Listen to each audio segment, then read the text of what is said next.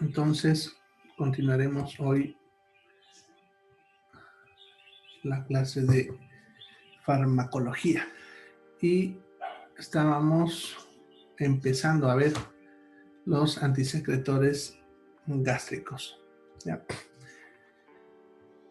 Bien, estas drogas van a bloquear la producción de ácido clorhídrico en el estómago, lo cual es útil para que lo que es la gastritis úlcera, la gastritis gástrica y la úlcera gástrica, perdón, se me chiparon las palabras, es gastritis y úlcera gástrica, se puedan reparar, ya que, como les mencioné ayer, es como si hubiese una quemadura de esas con ampollas peladas en el estómago. Esa es la gastritis. La úlcera es cuando es una llaga más profunda, ¿ya?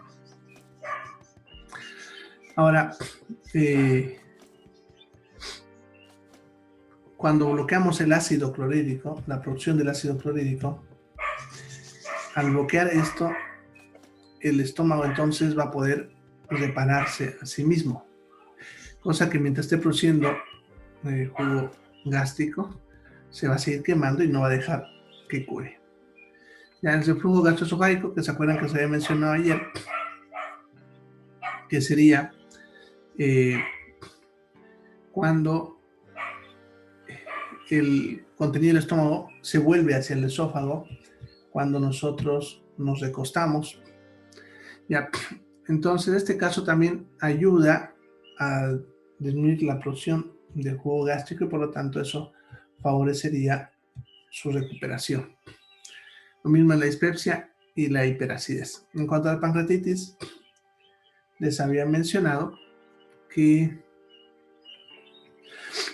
el páncreas respondía a las hormonas que bota el estómago. Entonces, cuando algo le llega al estómago, a través de hormonas le comunica al páncreas el alimento y el páncreas entonces empieza a producir jugo pancreático, lo cual empeora en el caso de una pancreatitis.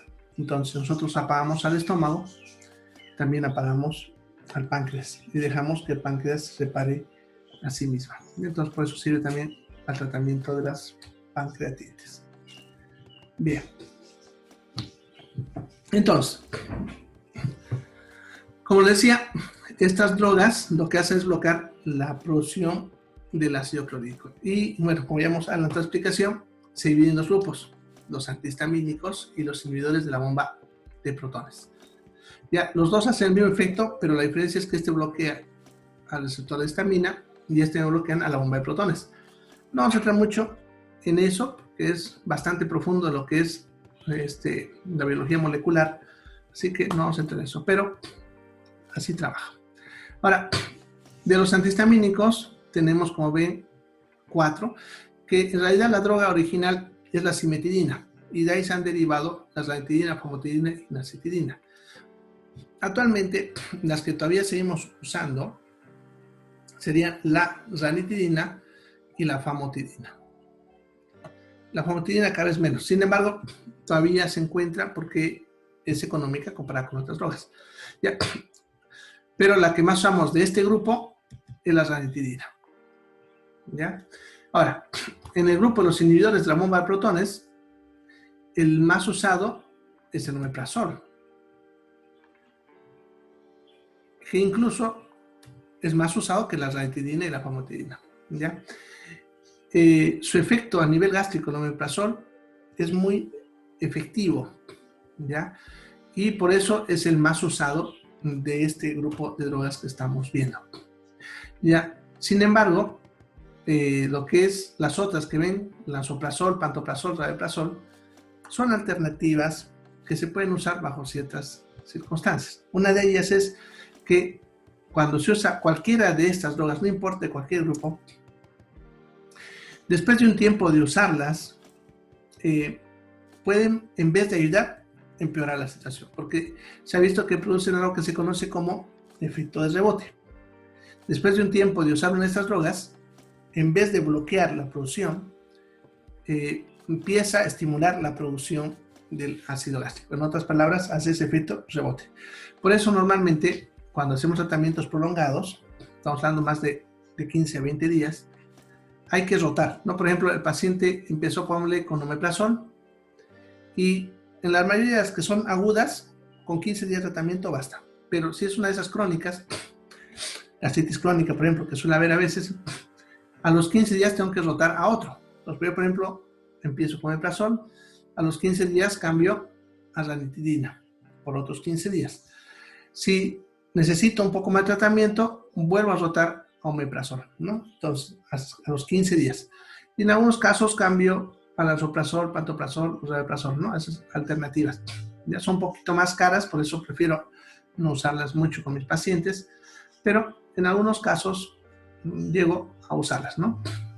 Más que todo cuando veo que hay un efecto adverso, alguna de las que estamos usando ahí.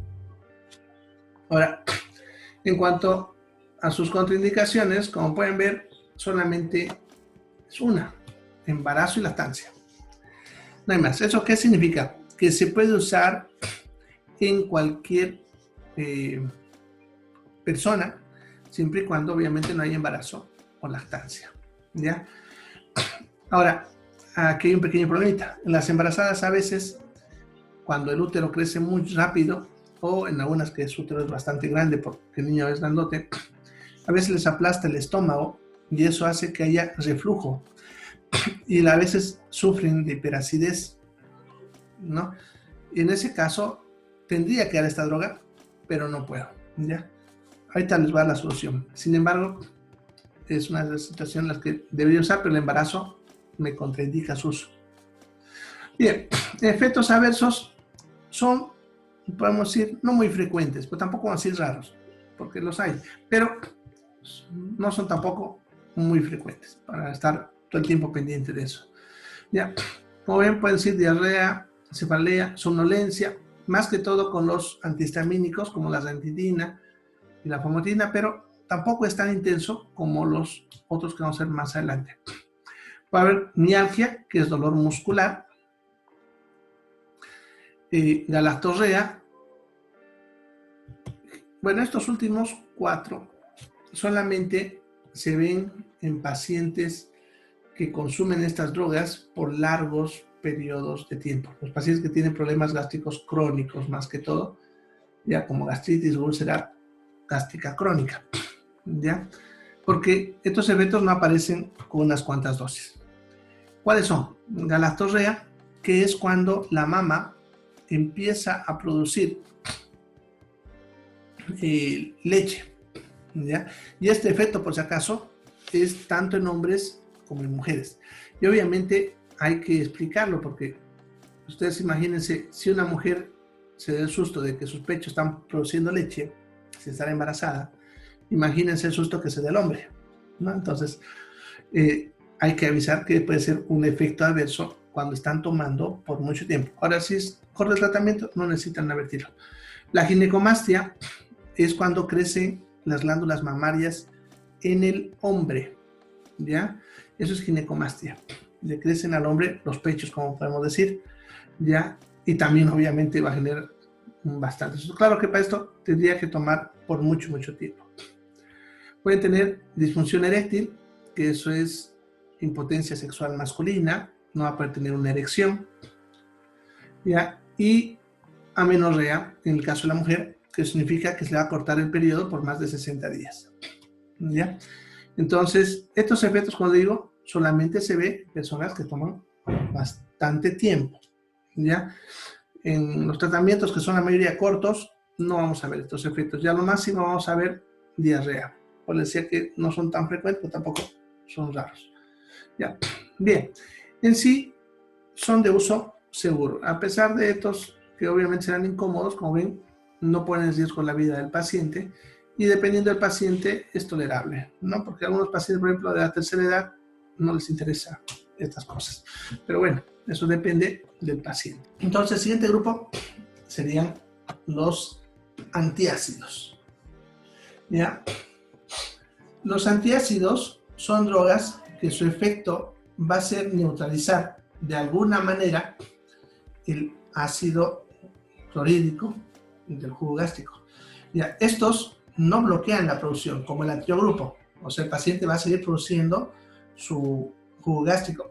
Lo que van a hacer es que el pH ácido se vuelva más alcalino o neutro, de tal manera que así esa acidez no perjudicaría. Ahora, eso no siempre llega a curar las patologías.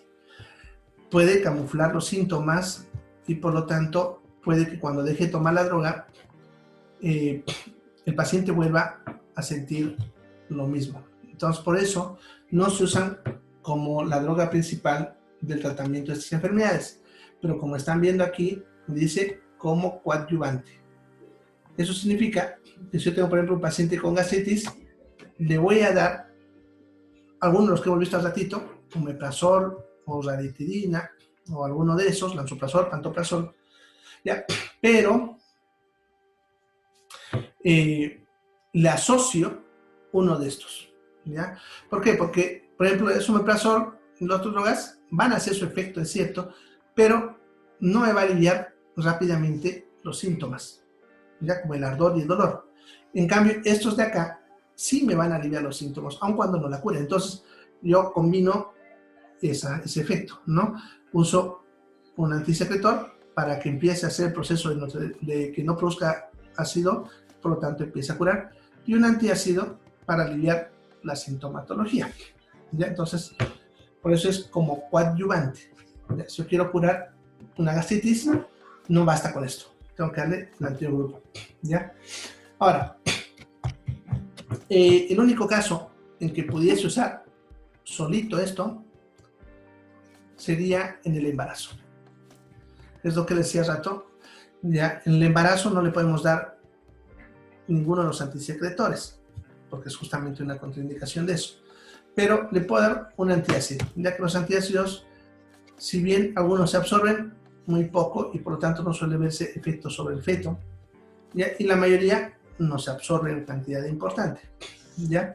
Así que se pueden usar durante el embarazo. Entonces, una paciente embarazada, por ejemplo, que esté con sintomatología gástrica, le vamos a dar esto hasta que concluya el embarazo.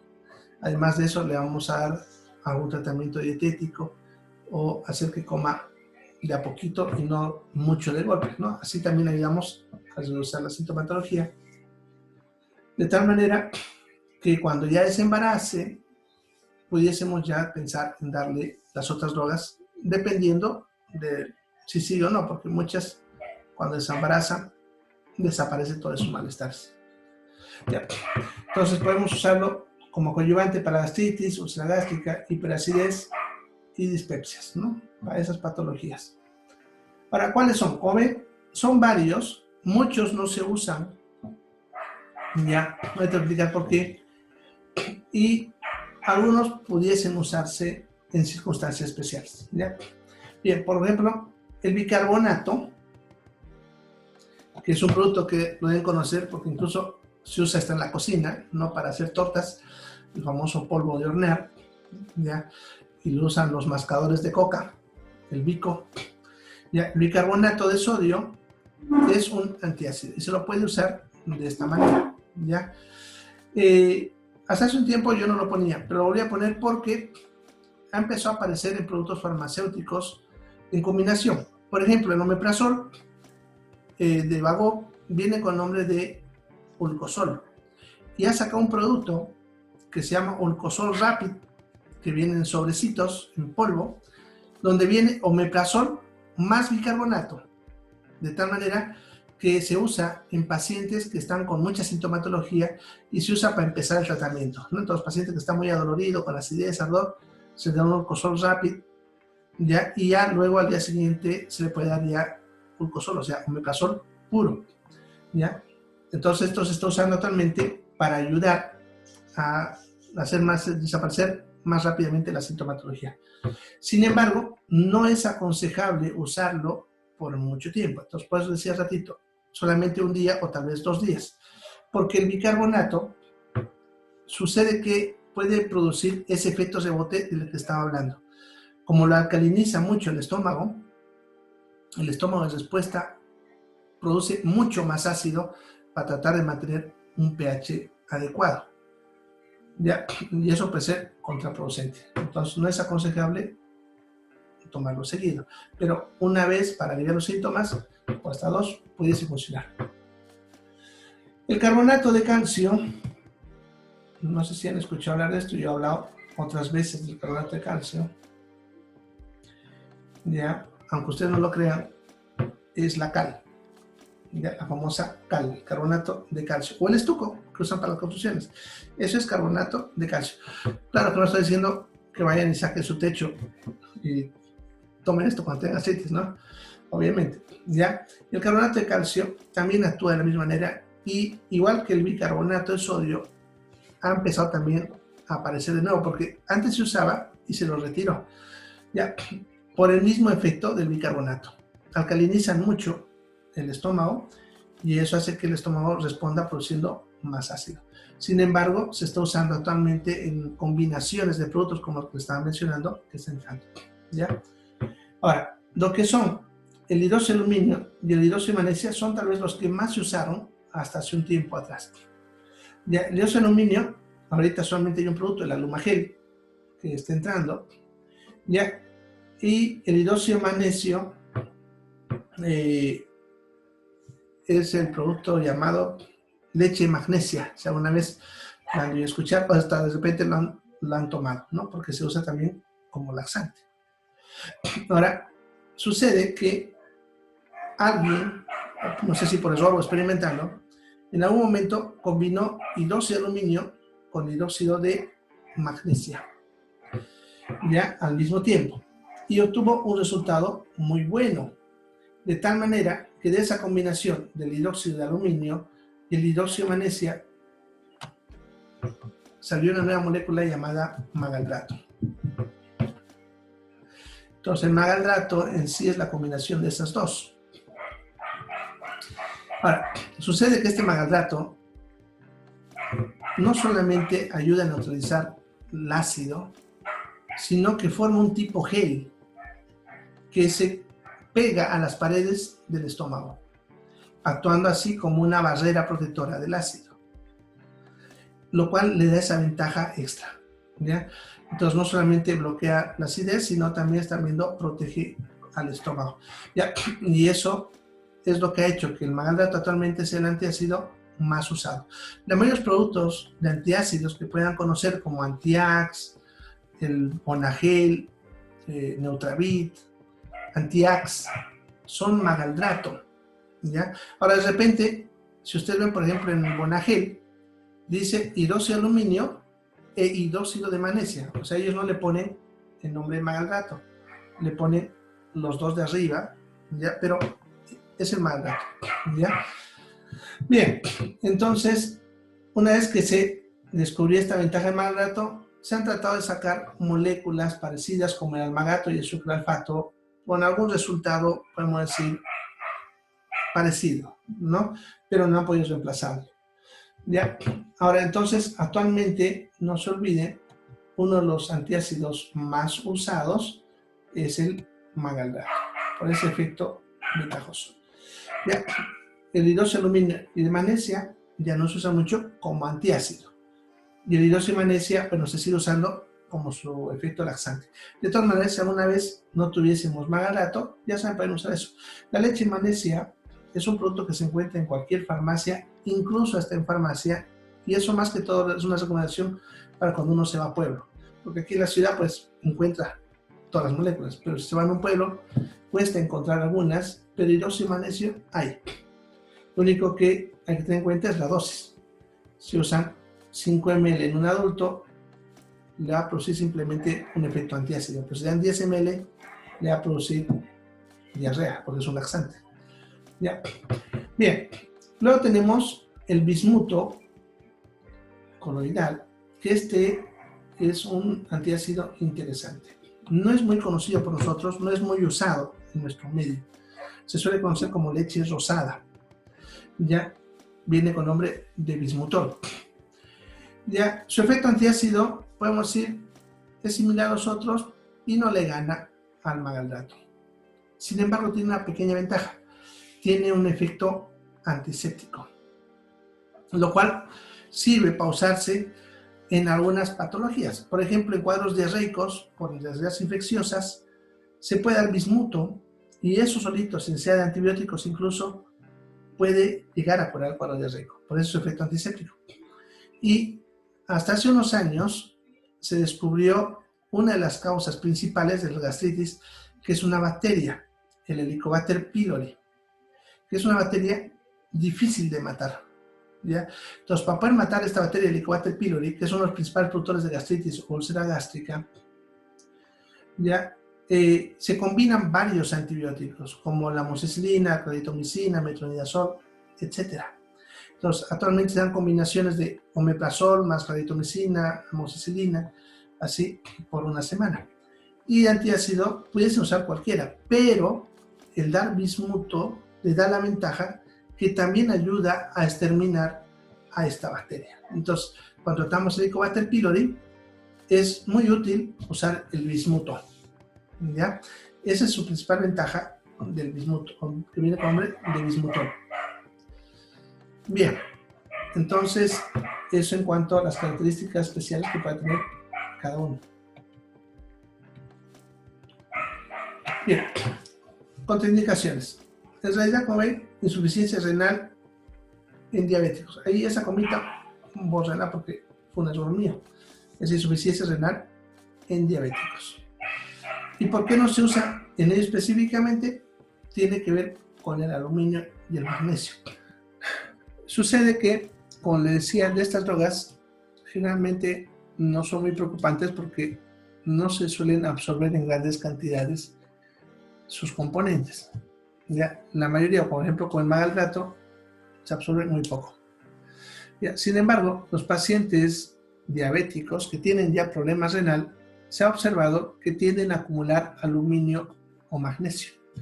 De por sí, cuando hay insuficiencia renal, ya hay la tendencia a que las drogas que se eliminan por vía renal se empiecen a acumular en el cuerpo, actuando como si estuviésemos dando una sobredosis. ¿Ya? Entonces, en pacientes con insuficiencia renal diabéticos, se ha observado que se les acumula el aluminio, incluso en algunos hasta llegar a puntos tóxicos. Por eso está contraindicado estas drogas solamente en esa enfermedad bien específica, como pueden ver. No es en cualquier insuficiencia renal y tampoco en diabéticos que están sanos. O sea, pero diabéticos que tienen su riñón sanos. Es que en ellos se puede usar. Solamente es si son diabéticos y además tienen insuficiencia renal, ¿ya? Ahora, en cuanto a los efectos adversos, ya los comunes que hemos hablado, náuseas, vómitos, en algunos diarrea, principalmente con lo que es el hidróxido de magnesio, se suele ver, y en otros constipación, ¿no? Como en el magaldato o el bismuto, ¿ya? Eso es estreñimiento, ¿no? En ninguno de los casos es preocupante, ¿ya? Así que son efectos la mayoría de las veces tolerables y no es necesario a veces tampoco cambiar por alguno de esos efectos. Bueno, pero eso depende del paciente. Bien, ahora vamos a ver los antiespasmódicos.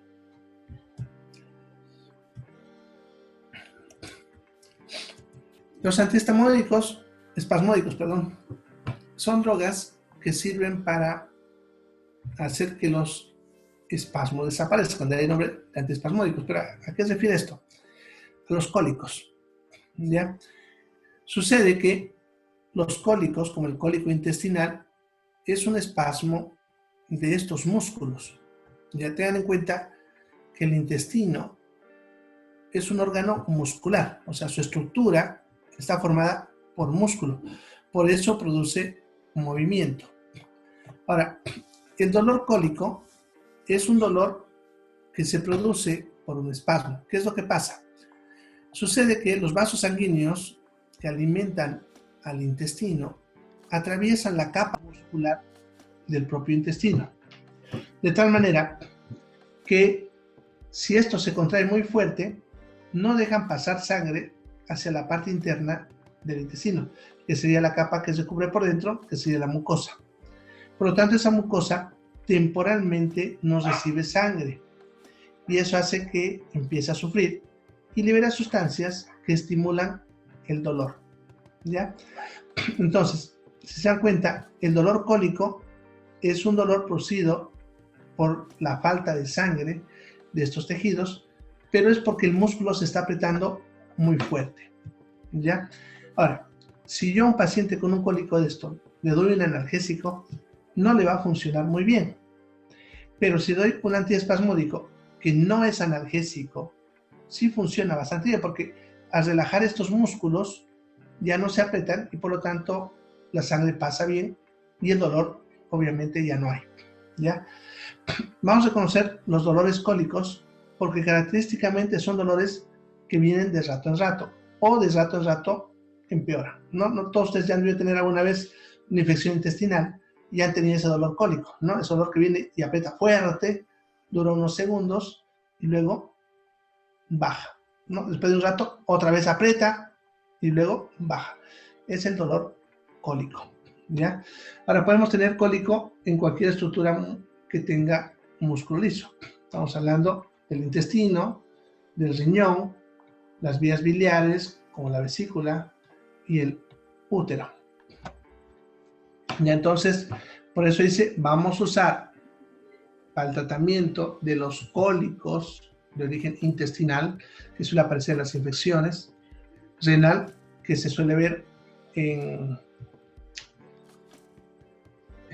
los cálculos renales, ¿ya? Biliar, también en cálculos, pero esta vez de la vesícula. Y uterino, que se suele ver en la menstruación, ¿no? Famosos cólicos menstruales, ¿ya? Entonces le podemos dar estas drogas. Bien. Entonces lo vamos a usar para ese tipo de cólicos. Ya, ahora, lo que siempre les aclaro aquí, porque siempre hay esa confusión. Los antiespasmódicos no son analgésicos. Si bien calman el dolor cólico, no bloquean el dolor. Lo que hacen simplemente es relajar el músculo y así el dolor se va. En otras palabras, tratan la causa, no el efecto. No como los analgésicos que sí bloquean el dolor, ¿ya? Y eso les digo a ustedes bastante porque a mí me ha tocado, como la mayoría son de farmacia, pacientes que me han llegado, que alguien, vamos a decir quién, al dolor de cabeza le han dado una de estas drogas. ¿Por qué? Porque vieron que calmaba el cólico y por lo tanto calmaba el dolor y se lo dieron como analgésico. No funciona, ¿ya? Entonces, ya están viendo el por qué. ¿Ya? Otro efecto es que son tocolíticos. Y ese efecto en realidad es un efecto similar a lo que estamos hablando aquí del cólico uterino, porque ese es un efecto sobre el útero. Lo vamos a usar para relajar el músculo útero en pacientes que tienen hipertonía o hipercinesia. ¿Qué es eso? Cuando una mujer está embarazada, el útero a veces puede entrar en estado de contracción y eso puede generar que, si es que estamos antes de las 28 semanas, pueda producir un aborto. Y después de las 28 semanas puede hacer que se adelante el trabajo de parto, ¿ya? Entonces, para frenar eso, nosotros podemos darle una de estas drogas, ya que como es efecto autocolítico, que significa que me reduce las contracciones uterinas. Entonces, en pacientes con amenaza de aborto, por si acaso, no con aborto, sino con amenaza de aborto o amenaza de parto prematuro, entonces en esos pacientes le podemos dar estas drogas para frenar ese trabajo. También se puede usar en el trabajo de parto en pacientes que tienen contracciones uterinas muy fuertes que pueden poner en riesgo tanto a la madre como al niño. A veces las contracciones son tan intensas que pueden terminar lastimando al niño. Ya, incluso a veces puede que el niño no pueda nacer, no porque su cabecita es grande, cosas así. ¿Ya? Entonces las contracciones van empeorando en intensidad y corre el riesgo de que el útero se rompa. Entonces, en esos casos vamos a usar también estas drogas para frenar ese efecto. ¿Ya? Y luego ya las meteremos a quirófano por necesaria, tal vez, ¿no? Eso dependiendo del caso. ¿ya? Entonces, a eso se refiere su efecto autocolítico, ¿ya? Cuando digo, sería similar al otro, pero durante el embarazo. Bueno, son varios grupos de punto de vista de su origen químico, de las moléculas, así que nos vamos a los varios grupos. En cuanto a sus efectos, son muy parecidos, porque casi todos son derivados de una molécula muy parecida. Ya tenemos los naturales, que son de los que se originan todos los otros grupos. Ya la atropina, que en realidad es la droga original, ¿ya? La atropina, y la escopolamina, ¿ya? Esos serían los antiespasmódicos naturales. Ahora, la atropina, si bien sirve para lo que vamos a ver, lo que estamos viendo, generalmente no lo usamos para eso, porque sucede que la atropina tiene también otros efectos, principalmente a nivel cardíaco, ¿ya? Uno de sus efectos es que va a hacer que el corazón empiece a latir más rápido y eso le puede subir la presión, lo cual para un cólico no es un riesgo a menos que no tuviese alternativa. Pero lo vamos a usar para otras cosas, ¿no? Por ejemplo, justamente en pacientes que tengan problemas con que su corazón late muy lento, entonces le podemos dar atropina para que mejore su frecuencia. Ya, se usa la atropina también para lo que es la farmacología preanestésica. Ya, sucede que un paciente antes de anestesiarlo se pueden usar algunas drogas tanto para evitar algunos efectos como también para mejorar el efecto del anestésico. ¿Ya? Ahora, sucede, la atropina bloquea los reflejos cardíacos. ¿Ya? Sucede que tenemos algo que se llama reflejos cardíacos, que estos reflejos cardíacos se refiere a que el corazón puede que lata más rápido o más lento cuando se estimula algunas partes del cuerpo, ¿ya? Por ejemplo, si estimulamos el seno carotidio, que es una partecita aquí en el cuello donde la carótida se divide en dos ramas, si se estimula estos puntos, como el que les mencionaba, pueden hacer que el corazón lata más lento.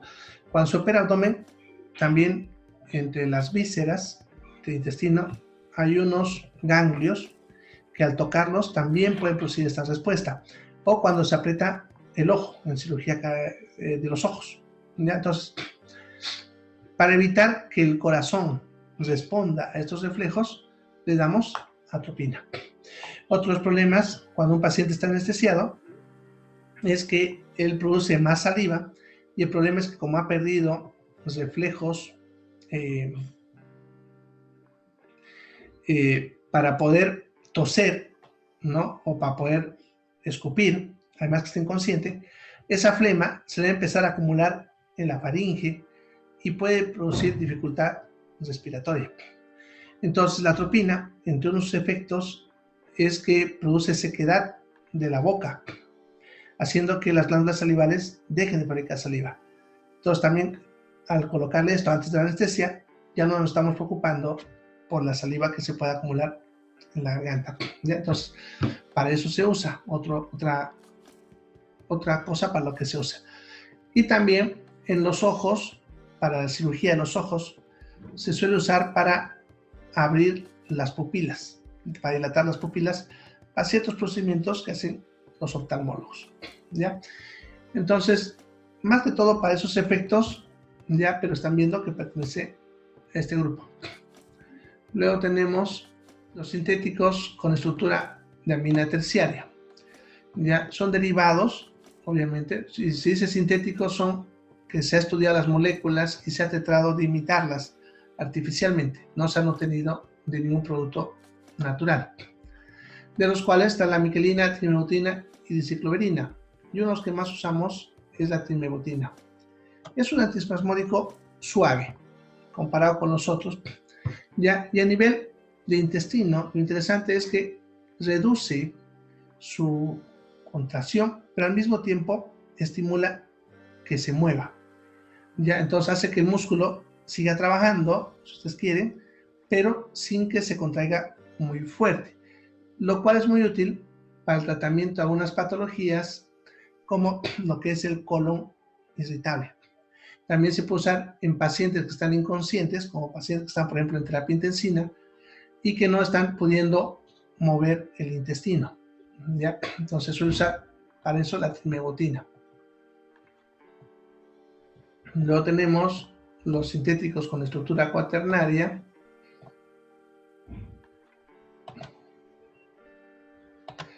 de los cuales uno de los más usados es el bromuro de pinaverio, o primaverio también, que se le llama. Ya. El más conocido es el famoso Sertal, ¿no? Viene con el nombre comercial de Sertal. Luego tenemos lo que es el bromuro de butilescopolamina, de esta otra familia, que este es otro que más se usa. El Viadil, por ejemplo, el famoso Viadil, ¿ya? Viene con este nombre, el Buscopan, ¿ya? Es esta molécula. También hay otros, metilbromuro de hematropina, bromuro de metilescopolamino, de octatropina, son derivados que hacen el mismo efecto. La única diferencia entre ellos suele ser la disminución de los efectos adversos. Ya, la butilescopolamina, comparada con el primaverio, por ejemplo, el primaverio produce más efectos adversos que la butilescopolamina. ¿Ya? Sin embargo, este es uno de los que más usamos. También se le conoce con nombre de iosina, con H, iosina, es la misma molécula. ¿Ya? Bien, entonces, esas serían estas drogas. Vamos a ver ahora sus contraindicaciones, efectos adversos, etc.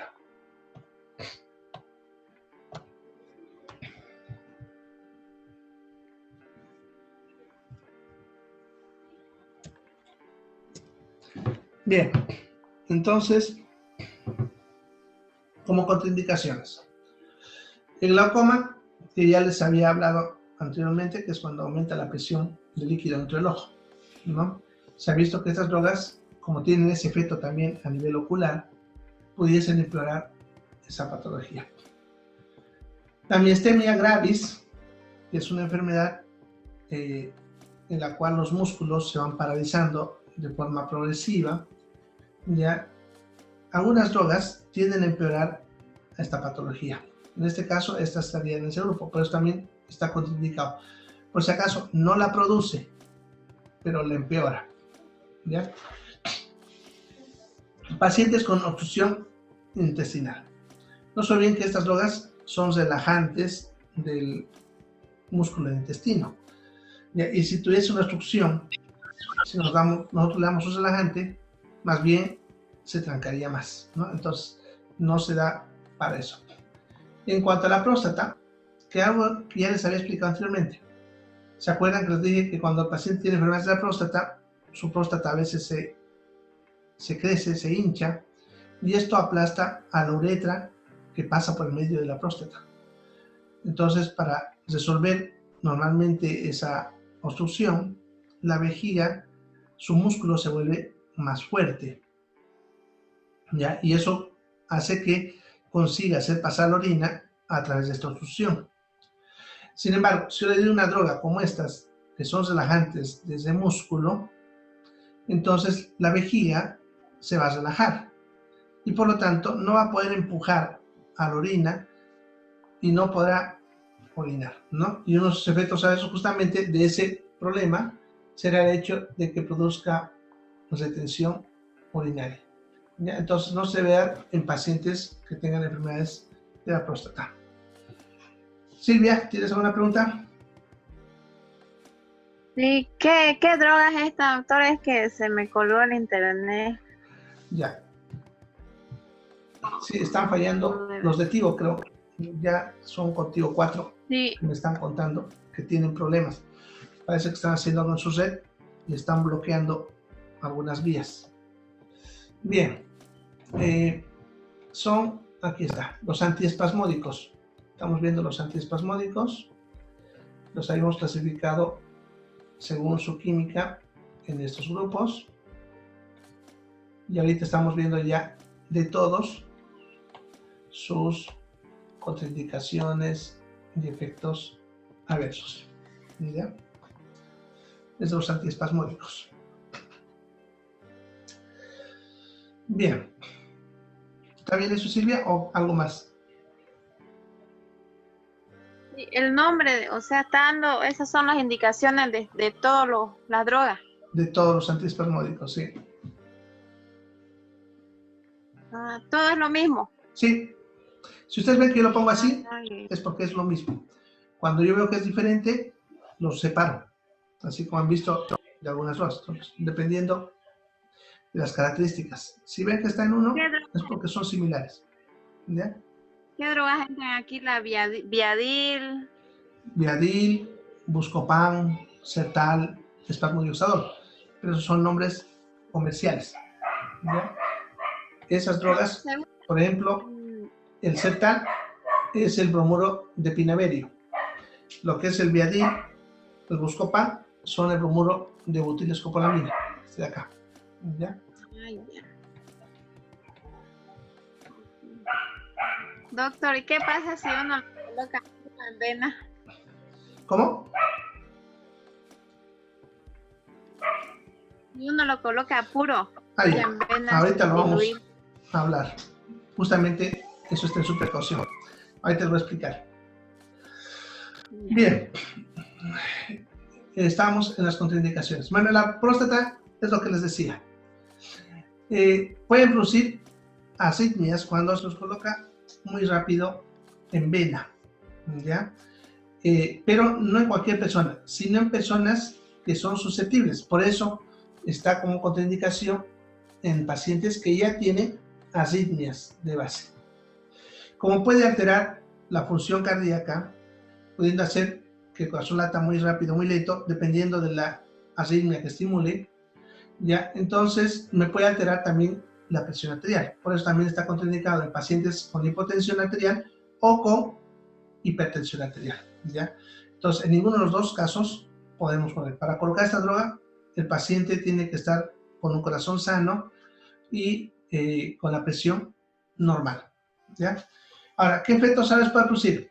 Como hace que el intestino se mueva más lento, entonces uno de los efectos más obvios es el estreñimiento, ¿no? Que, por si acaso, constipación y estreñimiento es lo mismo, ¿ya? Entonces, si el intestino se mueve más lentito, entonces se va a estreñir. Eso a veces es bueno en pacientes, por ejemplo, que están con diarreas, ¿no? Paciente con una diarrea, con cólico, y esa diarrea está muy intensa. Al darle esto, aparte de aliviar el cólico, también le vamos a reducir su diarrea, ¿no? Porque el intestino no se va a mover muy rápido. Puede producir bradicardias o taquicardias, y eso dependiendo del tipo de paciente. A algunos les puede producir bradicardias y a otros taquicardias. Si el paciente está sano, no suele ser mucho problema porque es un efecto corto.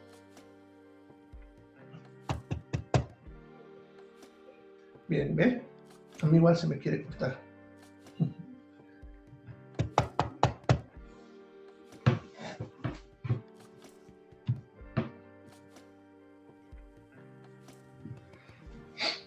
Bien. Entonces, puede producir bradicardia o taquicardia. Si el paciente fuese susceptible, por ejemplo, como decía, pacientes con una arritmia, si le damos eso, podemos complicar esa arritmia. Una persona con corazón sano va a durarle muy poco y va a desaparecer el efecto. La retención urinaria en pacientes con problemas de próstata, a veces de repente el paciente no sabía o no le prestó atención a sus síntomas y puede que tenga problemas de próstata. Entonces, cuando damos esta droga, le va a costar orinar. Como hace que las pupilas se abran, ese es uno de los efectos que producen estas drogas, puede producir fotofobia. Que eso,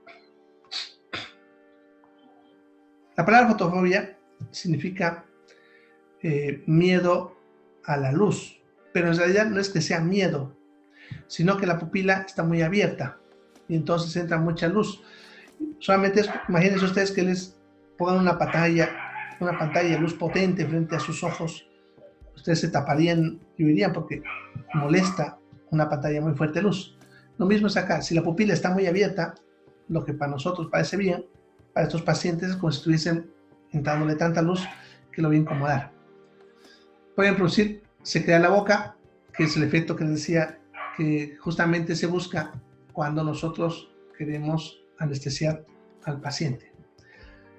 Alguna confusión, náuseas, vómitos, vértigo y puede haber sequedad de la piel. ¿Ya?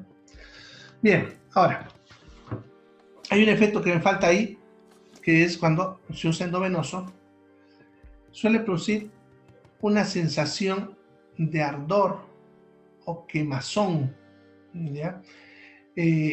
Como si quemara, te dicen los pacientes, conforme aumentando la droga al cuerpo, ¿ya? Él siente que por dentro le está ardiendo. Ese efecto a veces puede ser tan intenso que el paciente se puede desmayar del susto. No es un efecto peligroso, pero es bastante incómodo y asusta bastante al paciente, ¿ya? Y eso puede hacer que el paciente quede inconsciente unos minutos y nos puede generar a nosotros un susto tremendo, ¿ya? Entonces, debido a ese efecto y a que puede producir bradicardia y taquicardia cuando se coloca en vena de forma rápida, por eso está esa precaución, ¿ya? Cuando se usa esta droga por vía endovenosa, hay que diluirla por lo menos en 10 ml. Yo suelo pedirle al paciente que se compre una jeringa de 20, y ahí le colocamos la ampolla de estas drogas, y eso le diluimos, si es que está con solito, en solución fisiológica, y si no, en el agua diluyente, ¿no? Que eso se pide junto con la ampolla, ya, por lo menos una ampolla de 10 como mínimo, ¿ya? Yo, por ejemplo, hago que la jeringa se llene, ¿no? De la de 20, y luego le vamos a pasar lentamente en más de 15 minutos. Si la colocamos muy rápido, nos vamos a topar con esos efectos adversos bastante incómodos y bueno, los pacientes pueden que nos miren feo porque que uno se desmaye a veces, por más que uno explica que fue su susto, no te creen, ¿ya? Entonces uno queda mal, ¿ya? No siempre pasa obviamente, pero es importante evitarlo. Para incluso como van a tardar tanto tiempo en colocarlo, y esto es algo que se usa muy frecuente en pacientes con cólicos, yo les suelo recomendar que usen, en vez de aguja, mariposa, ¿ya? Junto con esa ampolla, pero esa jeringa de 20, yo le pido también una mariposa, ¿ya? Esa mariposita la conectan a la jeringa, le sacan el aire y le colocan con la mariposa. Le ponen una telita adhesiva ahí para que no se mueva la mariposa y empiezan a colocarle con la jeringa, ¿no? Como es mariposa y su manguerita, te permite mover la mano, apoyarlo, porque 15 minutos con una jeringa entrando de a poquito, se les va a calambrar la mano. Eso lo digo por experiencia, ¿ya? Entonces, si pasa eso, a veces la aguja se sale, se mueve, ¿ya? Pero si le hemos colocado una mariposita, no hay ese problema, porque incluso pueden asentarlo a un ladito mientras relajan su mano un ratito y pueden volver a seguir metiendo la droga lentamente. Bueno, vamos a hablar de antitusivos, pero antes de eso vamos a hablar de la tos. Ya, lo que es los antitusivos les voy a hablar bien, pero primero voy a explicar sobre la tos. Ya, sucede que la tos no es una enfermedad. La tos es un mecanismo de defensa, ¿ya? Por lo tanto, no se debe tratar la tos. La tos hay que dejarla. Lo que hay que tratar es la causa, ¿ya? Entonces, si por ejemplo el paciente está con tos porque está con pongámosle, una gripe, ¿no? Entonces, el problema es un virus. En ese caso, simplemente vamos a tener paciencia, se va a curar solo. Si está con fiebre y botando flema amarillenta, probablemente sea una bacteria. En ese caso, habría que darle un antibiótico para matar la bacteria. Al matar la bacteria, la tos se va a ir, ¿ya? Puede que sea un paciente alérgico y haya respirado algo que le haya provocado un cuadro alérgico y por eso está tosiendo. Entonces, le vamos a dar un antialérgico, ¿ya? Puede que haya respirado alguna sustancia es irritante, a veces en el trabajo una sustancia que le haya producido eso, entonces tenemos que eliminar el irritante así. Entonces, la tos es un mecanismo de defensa, no es bueno cortarlo, ¿ya? Hay que dejarlo porque nos está ayudando, ¿ya? Hay que tratar la causa. Sin embargo, hay situaciones de tos en la que la tos puede ser perjudicial, ¿no? Por ejemplo, una paciente embarazada que tiene alto riesgo de perderlo, entonces un cuadrito de tos puede que haga que se adelante. Un paciente posoperado, por ejemplo, un posquirúrgico, imagínense que ha salido de la cirugía y a los 2 días te dio una tos, imagínate lo que te va a doler la herida o hasta el riesgo de que se abra. Entonces, en ese caso, sí se puede usar un antitusivo. Entonces, ya la tos no se debe tratar, traten la causa, ¿ya? Eso les aclaro porque lo primero cuando una persona va con tos a una farmacia, lo primero es un antitusivo, ¿no? Cuando el antitusivo solamente deberíamos darlo cuando estamos viendo que la tos es más peligrosa que la enfermedad, ¿ya? Y no podemos tratar de repente la causa por el momento, ¿ya? Entonces, eso tengan en cuenta en cuanto a la tos, ¿ya?